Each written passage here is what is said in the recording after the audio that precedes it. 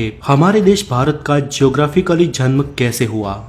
आज से करीब 20 करोड़ साल पहले हमारी धरती पर आज के दिखने वाले डिवाइडेड कॉन्टिनेंट्स नहीं थे।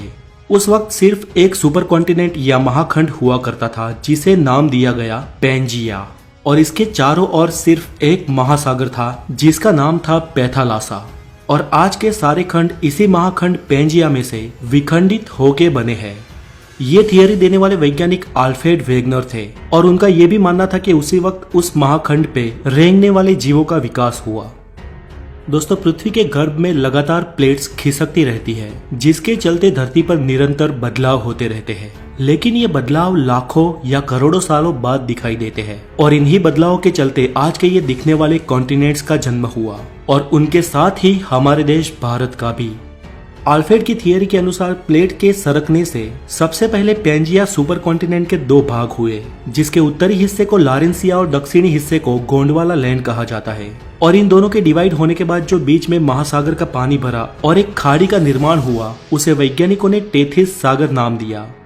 पैंजिया में से अलग हुए उत्तरी महाद्वीप लारेंसिया में से आज के एशिया, यूरोप और उत्तर अमेरिका जैसे कॉन्टिनेंट्स बने, जबकि गोंडवाना लैंड में से दक्षिण अमेरिका, अफ्रीका, ऑस्ट्रेलिया और एंटार्क्टिका जैसे कॉन्टिनेंट्स बने।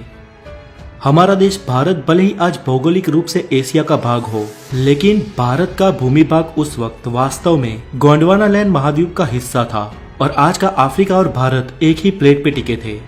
धीरे धीरे अंदरूनी प्लेट्स के सरकने से ये प्लेट्स भी अलग होती गई और भारत की जियोग्राफिकल प्लेट अफ्रीका से अलग होकर धीरे धीरे एशिया की ओर बढ़ने लगी।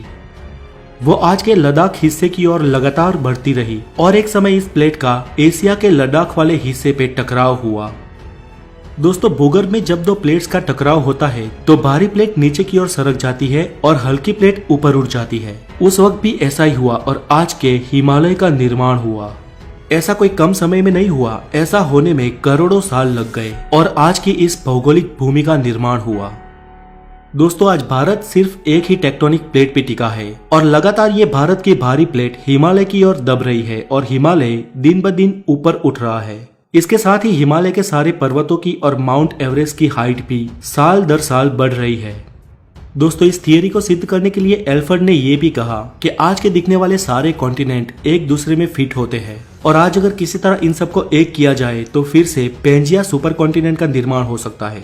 चले, ये तो एक संयोग भी हो सकता है, लेकिन आल्फ्रेड ने अलग अलग विस्तार में जाके उस महाखंडों की जीव सृष्टि का और प्राचीन खड़कों के अवशेषों का अवलोकन किया तो ये मालूम हुआ कि विविध अवशेष अलग अलग खंड में एक समान ही थे।